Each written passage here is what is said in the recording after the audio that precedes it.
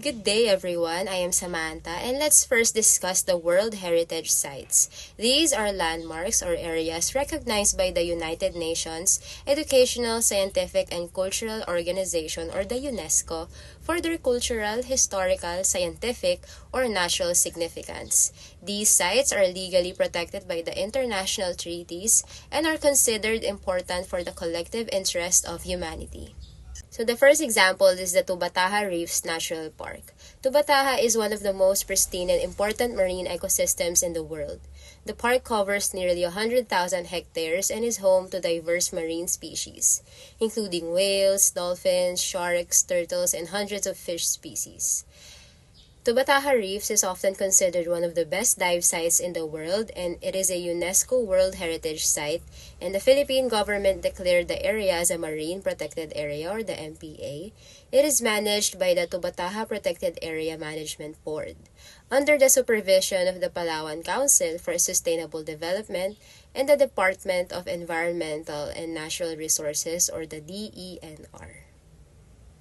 One of the two examples of World Heritage Sites here in Visayas region is the Megao Church. This church is one of the four Baroque churches here in the Philippines that is recognized by UNESCO for their unique fusion of European Baroque architecture with local artistic traditions. Built in 786, Megao Church is known for its robust structure and the intricate bas-relief carvings on its facades, which includes Filipino elements like coconut trees and native flora. The facade show a relief of Saint Christopher carrying the child of Jesus across a river, surrounded by tropical plants like coconut, papaya, and guava trees. These local motifs reflects the blending of Spanish-Filipino artistic traditions.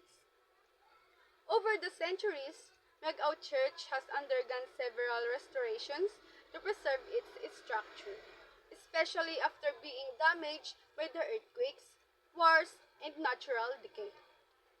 Its designation as a UNESCO World Heritage Site has helped protect it and ensure its preservation for future generations.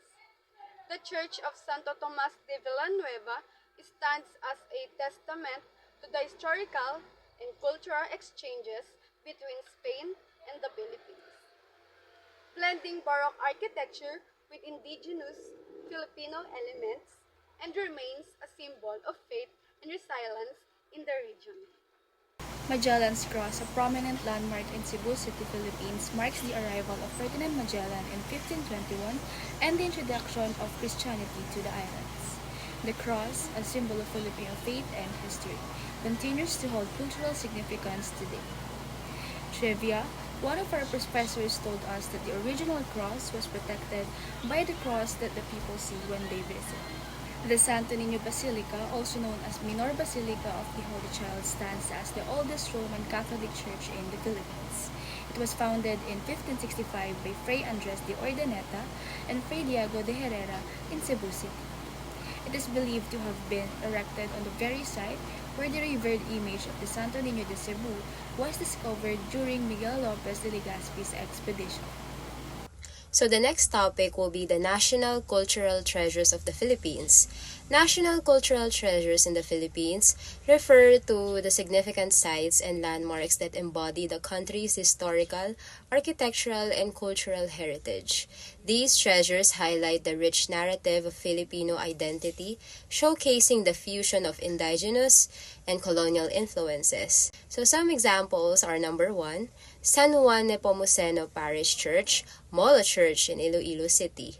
It is renowned for its Gothic architecture and unique all-female saint statues. Molo Church was built in the late 19th century, and it reflects the history of Spanish colonization and local craftsmanship. It symbolizes the cultural pride for the Iloilo community. And number 2, we have the Baclayon Church, Bohol. It is constructed in 1595. Baclayon Church is one of the oldest stone churches in the Philippines, featuring Baroque architecture. It houses a museum with religious artifacts representing the country's colonial past and the enduring faith of its people. And the third one will be the San Guillermo de Aquitana Church. It is built between 1802 and 1825. This church is constructed of coral stones and showcases a three-level facade with religious carvings. Its bell tower and convent made from coral stones and Philippine hardwood reflect the region's architectural heritage. And the fourth one is the Church of St. Ignatius of Loyola, Capul, Northern Samar.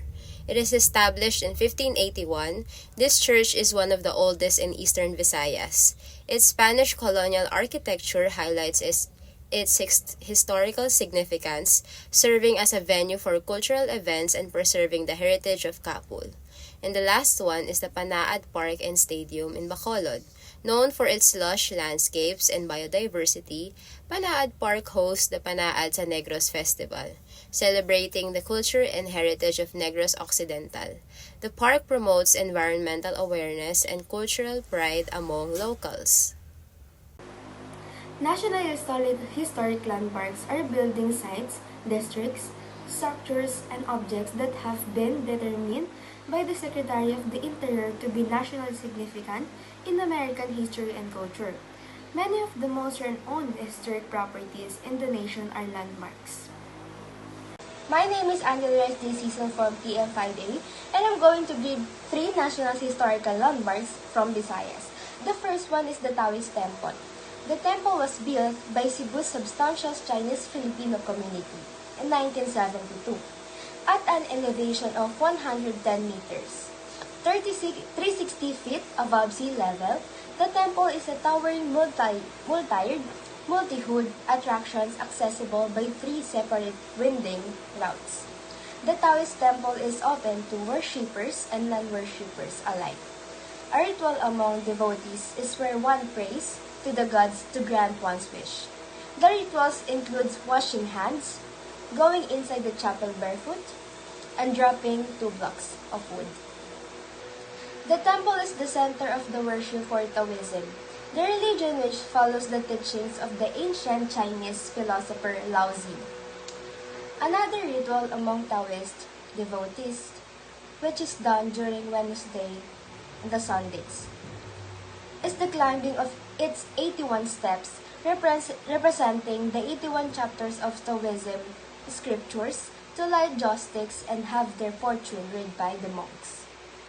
The second one is the ruins in Bantayan Island, also known as the German ruins. Was originally a grand mansion built by a wealthy sugar baron named Don Mariano Ledesma Lacson. It was constructed in the early 90s as a symbol of love for his Portuguese wife, Maria Braga. Bantayan Island in Cebu got its name from the term Bantayan sa hari, which means watchtowers of the king.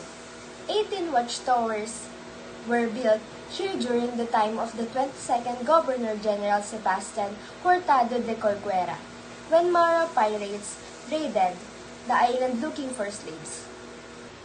One of the main attractions of Bantayan Island is its stunning beaches.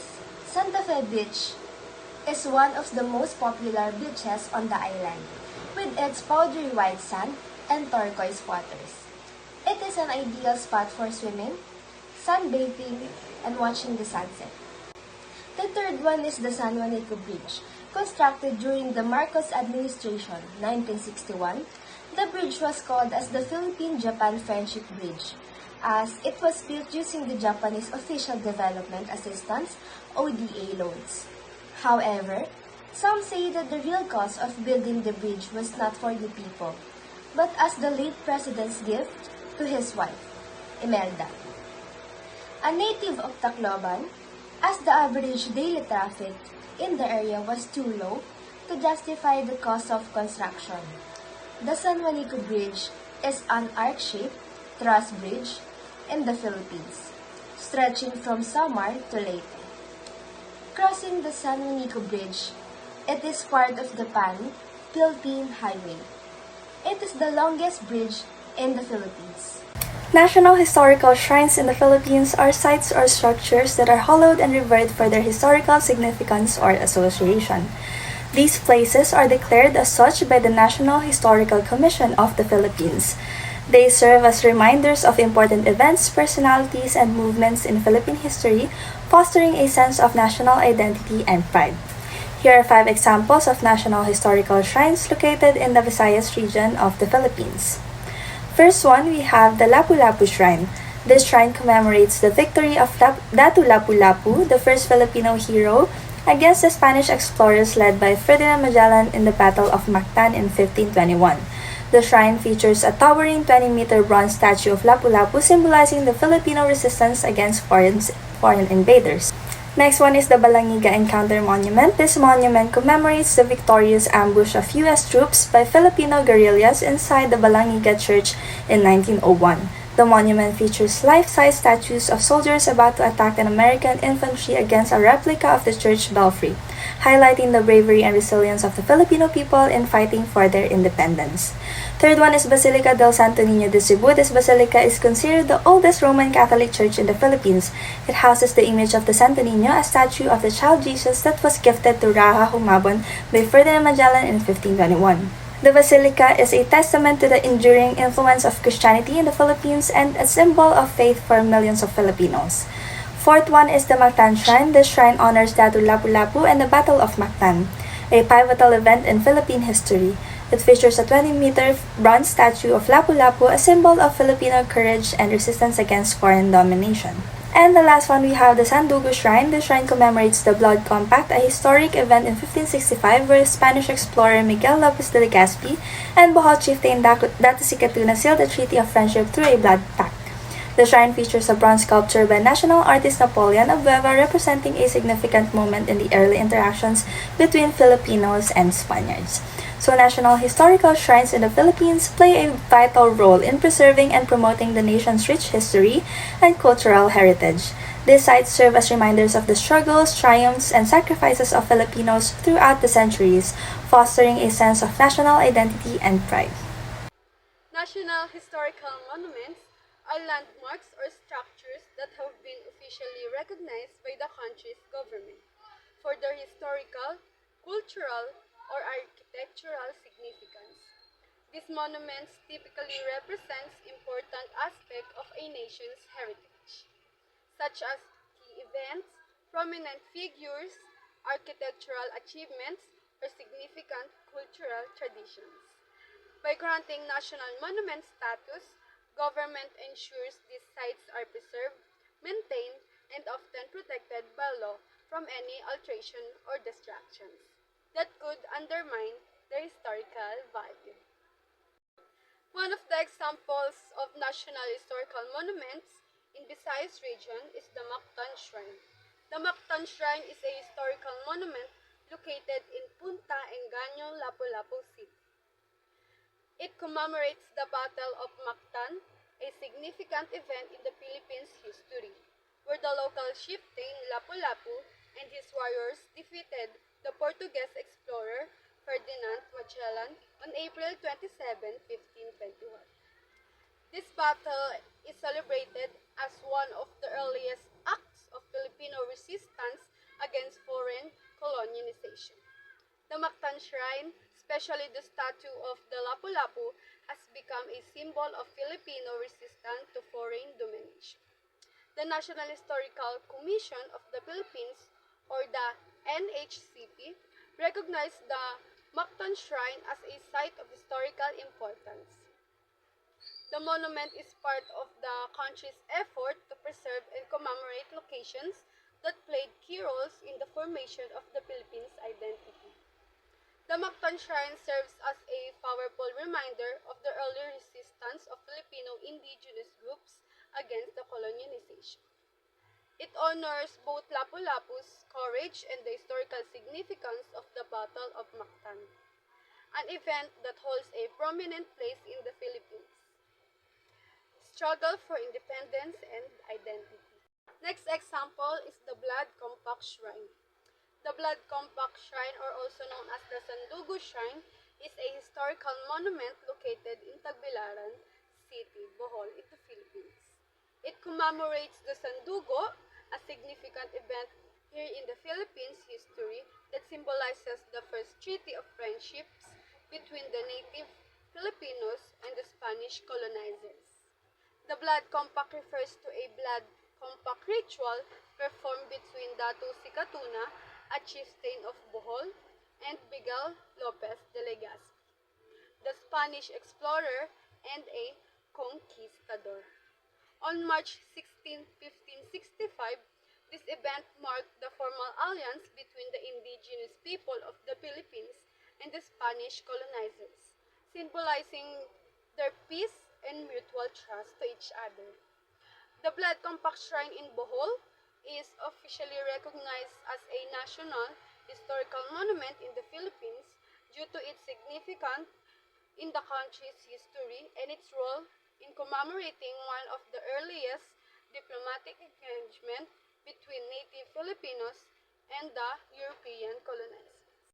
Next example is the Leyte Landing Memorial, also known as the MacArthur Landing Memorial National Park. It is a historical site located in Palo, Leyte, Philippines. It commemorates one of the significant events of World War II in the Pacific Theater, the return of General Douglas MacArthur to the Philippines on October 20, 1944. This event marked the beginning of the liberation of the Philippines from Japanese occupation during the World War II.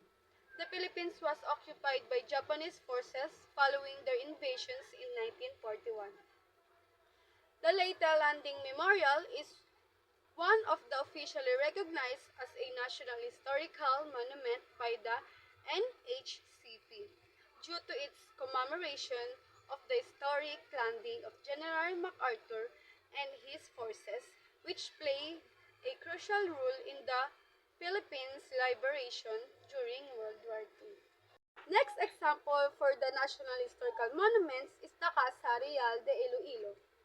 It is located in Iloilo City and is a significant historical building that served as the seat of government in the province of Iloilo during the Spanish colonial period.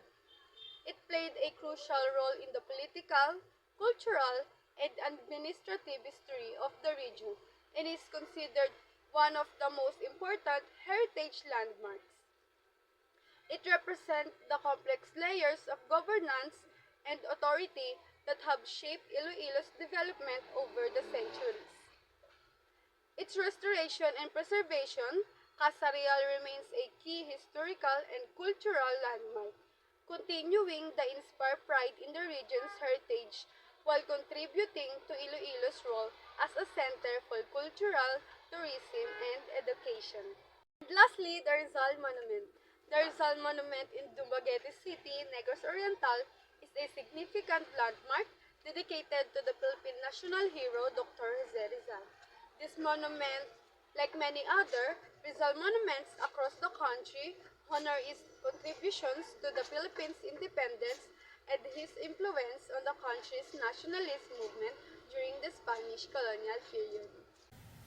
Moving on to the classification of the significance of cultural property.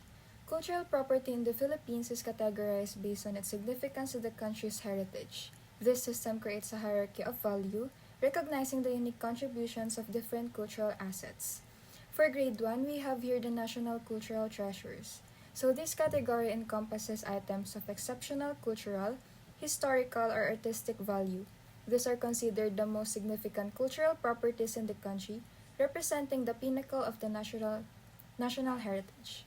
For grade 2, it focuses on the importance of cultural property. While not reaching to the level of national cultural treasures, grade 2 properties still hold significant cultural importance. These items contribute significantly to the country's heritage and are worthy of preservation and protection. Grade 3 is concerned with the registered cultural properties. Properties listed in the official registry but not declared as grade 1 or grade 2 are categorized as grade 3. These items are still considered important to the country's heritage and are recognized for their cultural value.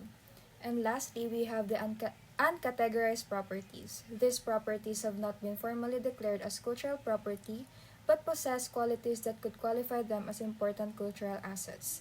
They are under consideration for inclusion in the registry and may be elevated to a higher category upon further evaluation. This classification system provides a framework for identifying, preserving, and promoting the diverse cultural heritage of the Philippines. It ensures that the country's most important cultural properties receive the highest level of protection and recognition. What is the importance of cultural property? It refers to a cultural property in the Philippines that hold exceptional cultural, artistic, and historical significance to the country. National Museum of the Philippines and the National Commission for Culture and the Arts are both agencies ensure that these cultural properties are preserved, but they also have the authority to review and change the status of property based on evolving circumstances and new findings.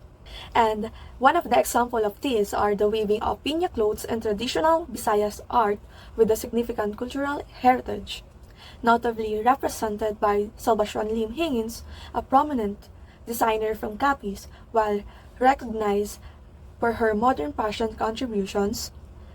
And Higgins' use of piña clothes, a traditional fiber from the pineapple leaves, highlights its importance in Visayas and the Philippine cultures. And piña weaving, especially prevalent in Aklan, is valued for its cultural and historical significance by incorporating these indigenous materials into her designs.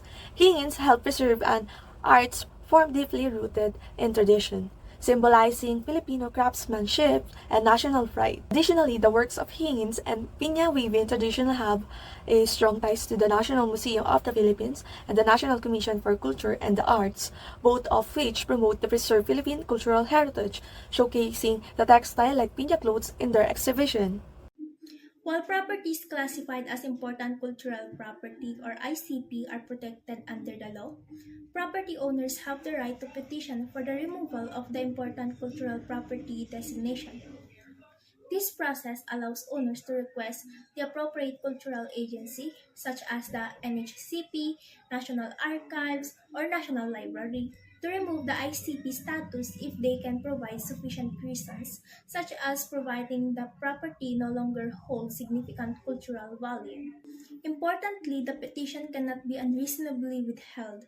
This means that the agency must fairly consider the request and weigh it against the current cultural significance of the property. This process ensures a balance between preserving our national heritage and respecting the rights of property owners. If approved, the owner gains more freedom to use, modify, or redevelop the property.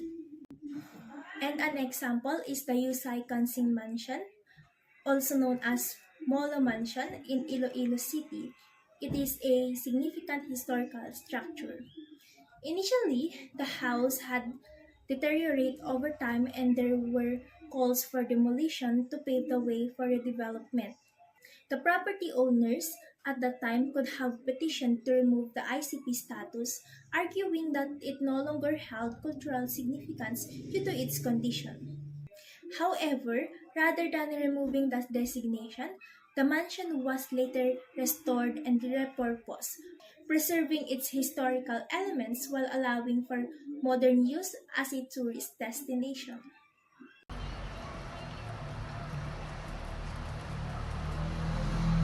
The Visayas region in the Philippines is home to some of the country's most significant cultural and natural heritage sites.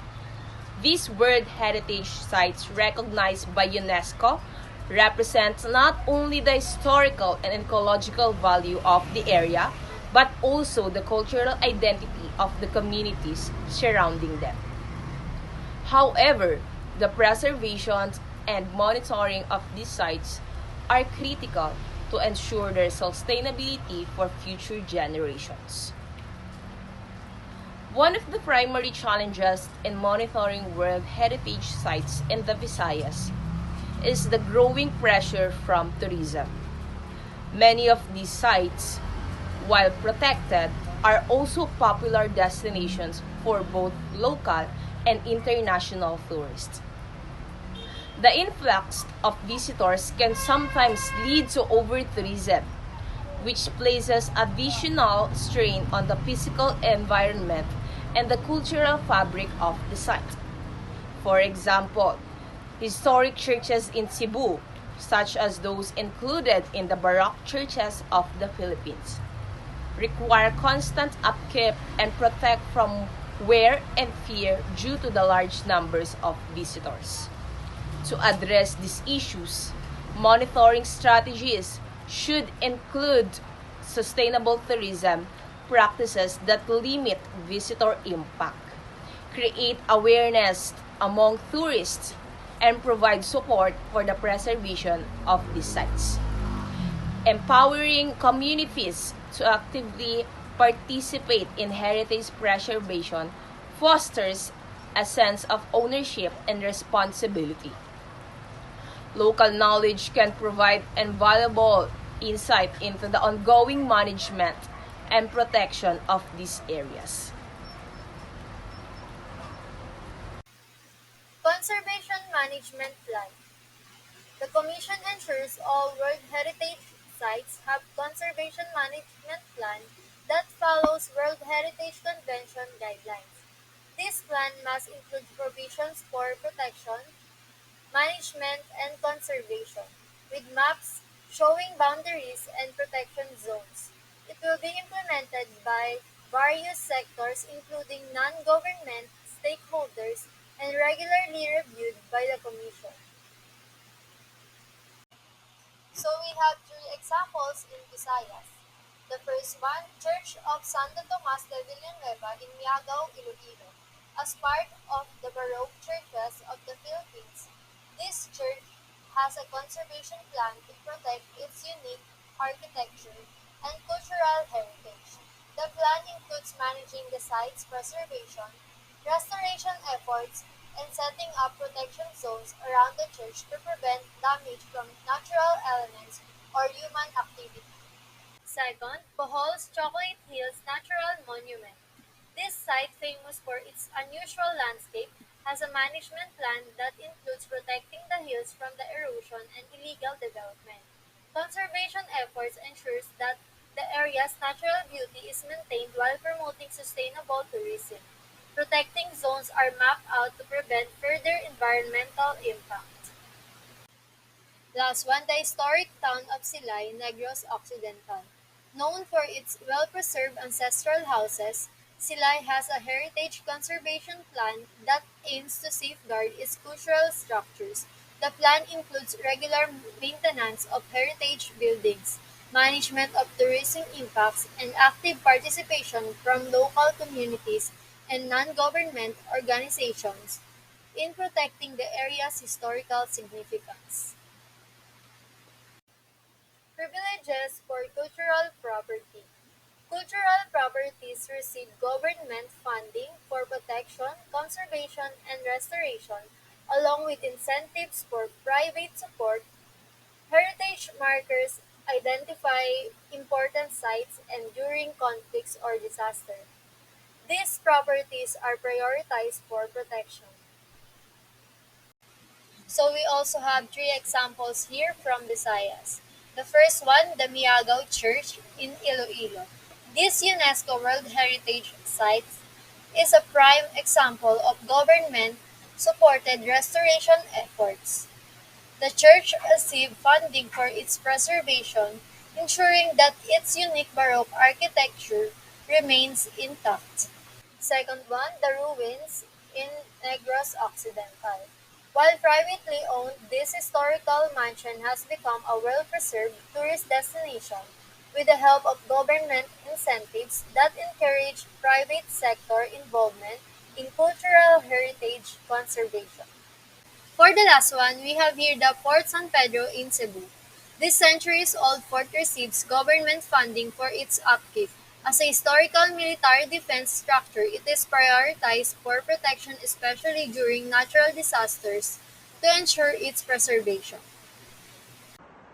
The procedure for the declaration or the listing of national cultural treasures or important cultural properties begins with the filing of the petition by the owner, a stakeholder, or any interested individual.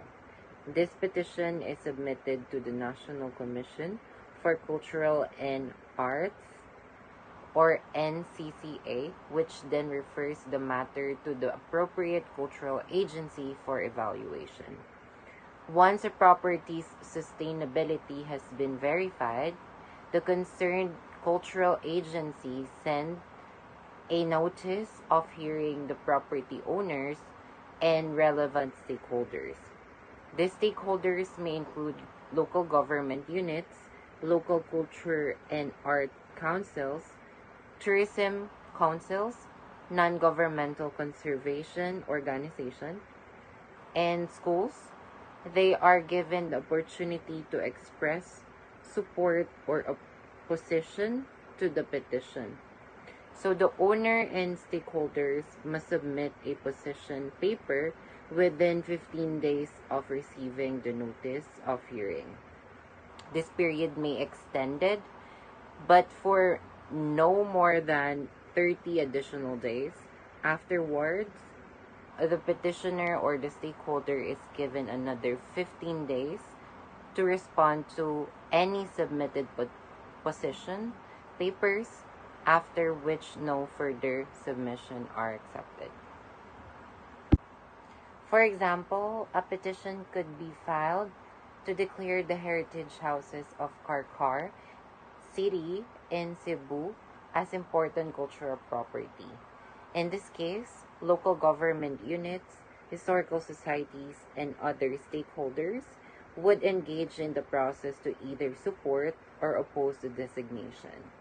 Other example in the Visayas region is the ruins of Autumn Church in Iloilo, which could be considered for declaration as an important cultural property.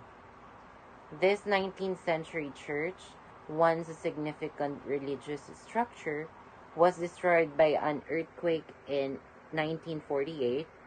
The local government, heritage organizations, and the community stakeholders may participate in the petition process to either support its preservation or express opposing views.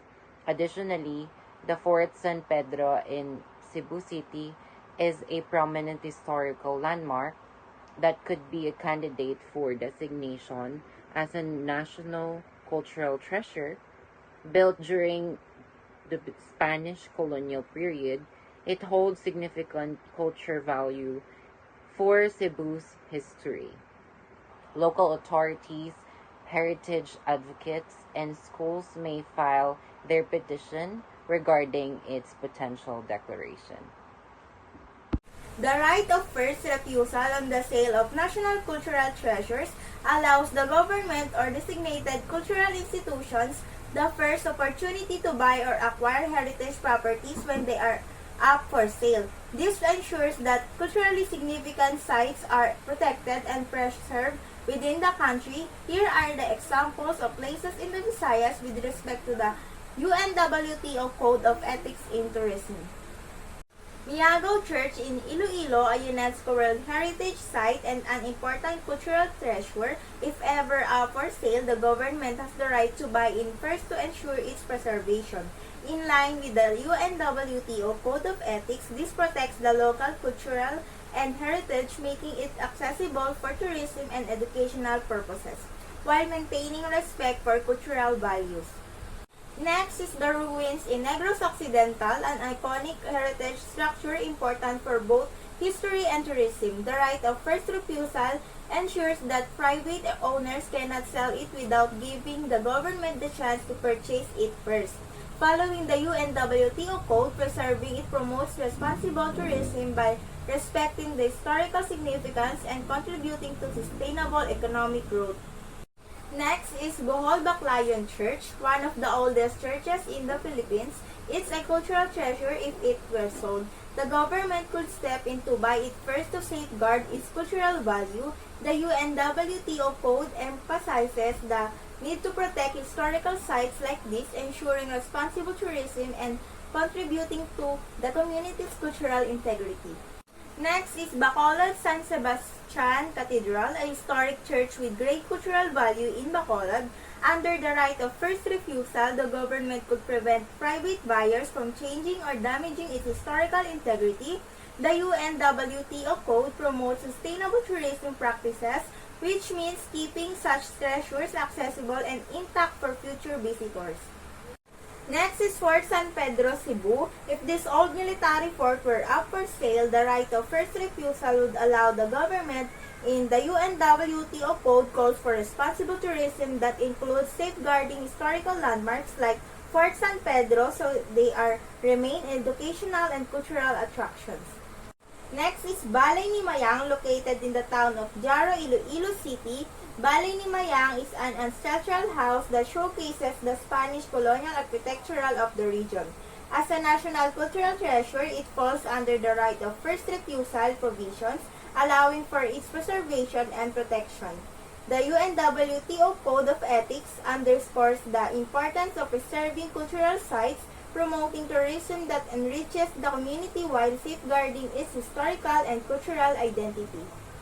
Next is Sirao Flower Farm. While primarily known for its scenic beauty and tourism appeal, Sirao Flower Farm in Cebu also has historical significance as it reflects the agricultural traditions of the region. Should any sale or development plans arise, the right of first refusal ensures the government can act to protect its cultural value. The UNWTO Code of Ethics encourages the sustainable development of tourism resources, ensuring that sites like Sirao contribute positively to both the economy and the cultural heritage. The next one is Magellan's Cross. In Cebu City, Magellan's Cross is a historic landmark marking the arrival of Christianity in the Philippines as a national cultural treasure, and the government has the right of first refusal should this landmark be sold. Ensuring its protection, the UNWTO Code of Ethics emphasizes the importance of maintaining the integrity of cultural sites, highlighting the need for responsible tourism that does not compromise the historical significance of places like Magellan's Cross. The next one is San Juan Bautista Church, Basilica Minore del Santo Niño de Cebu. Located in Cebu City, this church is a significant religious site that houses the oldest religious relic in the Philippines. The Santo Niño de Cebu as a national cultural treasures, any sale of this property must first offer the government the right of first refusal. This ensures that the cultural and historical value of the site is preserved for future generations. According to the UNWTO Code of Ethics, tourism activities must respect local cultures, reinforcing the need to protect such significant heritage sites. The last one is Baclayon Church. Baclayon Church is located in Bohol, is one of the oldest stone churches in the Philippines, featuring remarkable Baroque architecture. The church was declared a national cultural treasure and is protected under Philippines law. The right of first refusal allows the government to step in to purchase or protect the treasure should it be sold. In line with the UNWTO Code of Ethics, tourism should foster respect for cultural heritage, promoting sustainable practices that ensures the preservation of historical sites like Baclayon Church. Dealings of cultural property. In the Philippines, cultural objects, notably national cultural treasures and other valuable artifacts, are legally protected. These properties cannot be sold, exported, or transferred without prior approval from appropriate cultural agencies such as the National Commission for Culture and the Arts or the NCCA, the National Museum, or the National Historical Commission of the Philippines. So, if the property is to be taken abroad, it is strictly for scientific examination or exhibitions only. This ensures the preservation of cultural heritage and protects valuable national treasures from illegal trafficking or destruction. So here are some examples of dealing of cultural properties. Number one is the Balangiga bells from Samar. After being taken by American soldiers during the Philippine-American War, the Balangiga bells were repatriated to the Philippines in 2018. The return was facilitated by the National Museum and NCCA, which recognized the bells as important cultural properties, and their return was significant for local heritage and the national history. Second example is the Gimbal Church from Iloilo. This 18th century church made from coral stones is protected under the National Cultural Heritage Act. Any restoration or maintenance work on the church requires approval from the NHCP to preserve its historical and cultural integrity. Third example is the Sinulog artifacts from Cebu. The NCCA and local culture offices oversee artifacts associated with the Sinulog Festival. These items, which include statues and traditional garments, are considered cultural treasures and cannot be exported or transferred without prior approval. For example, is the Lubok Church artifacts from Bohol. After the 2013 earthquake that damaged the Lubok Church, artifacts from the church were preserved and restored under the supervision of the NHCP. These cultural properties are safeguarded, and any transfer or loan for exhibitions must follow legal procedures. Fifth example is the Marabohok Watchtower from Bohol. This Spanish-era watchtower is declared as a historical structure. The NHCP regulates any interventions to maintain its integrity. Cultural properties from the site cannot be moved or sold without permission from cultural authorities. And the last example is the Negros Sugar Heritage. Sugar mills and haciendas in Negros are part of the cultural heritage of the Visayas region. The NCCA oversees properties like the heritage houses in Silay, ensuring they remain protected and preserved with restrictions on their sale or transfer to maintain their historical value. Now, moving forward, let us talk about the sale or resale of cultural property. So, the national cultural treasures cannot change ownership unless through inheritance or a sale approved by the concerned cultural agency. Furthermore, these treasures cannot leave the country for inheritance or sale purposes. However, they can be taken abroad for exhibitions or scientific studies provided the agency grants a permit and the necessary precautions are followed to guarantee their safe return. This is to prevent cultural treasures from being lost or damaged when exposed to foreign environments. So here are some examples. The first example is the Santo Niño de Cebu. This famous religious icon is housed in the Basilica Menor del Santo Niño in Cebu. While the statue itself is a national cultural treasure, replicas and similar artworks are often sold in local markets. However, the original cannot be sold or transferred without approval from the NCCA. The second example are the bamboo instruments of the Visayas region. Various traditional bamboo musical instruments such as the bugtot and suling are crafted and sold by local artisans. While these instruments can be sold, original and unique designs that represent cultural heritage may be considered cultural property that requires registration and oversight. The third example are the weaving traditions of Panay. The hand-woven textiles of the Ati-Atihan festival in a clan known as the Hablon are sold commercially.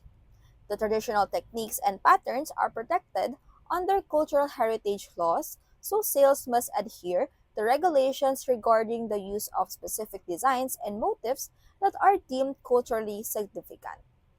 The fourth example are the religious artifacts from Negros Occidental. Churches in Negros Occidental often possess intricate religious artifacts such as antique statues and altar pieces. While some may be sold, any sale of items considered national cultural treasures must be approved by the relevant authorities. The fifth example are the Iloilo's heritage houses. Many heritage houses in Iloilo City, such as the Casa Marikit, have been restored and can be sold. However, if these houses are declared cultural properties, their sale would require the consent of the National Historical Commission of the Philippines or the NHCP. And finally, the last example is the Visayan traditional furniture. Antique furniture made from indigenous materials and traditional designs can be sold in any antique shops. Still, any piece recognized as a national cultural treasure is subject to strict regulations regarding ownership transfer and may not be sold without the appropriate clearances. For the next topic, purposes of which a cultural property grade 1 and 2 may be taken out of the country.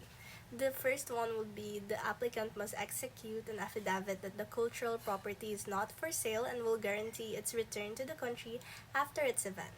Next is to guarantee such return. The said cultural property shall be covered by a surety bond amounting to 100% of the appraised value. The bond shall be issued by a reputable insurance company. So in case the exhibit of the cultural property is extended, prior approval by the National Museum shall be secured. Number 4 is the bond shall be forfeited when the National Museum is not informed of its extension. So for the next slide, no licensed agent, dealer, or exporter shall engage in the sale of cultural properties not duly stamped or marked by the National Museum or concerned agency. So cultural properties in transit within the Philippines shall be covered by a conduction invoice by the seller thereof indicating his residence certificate and tax account number.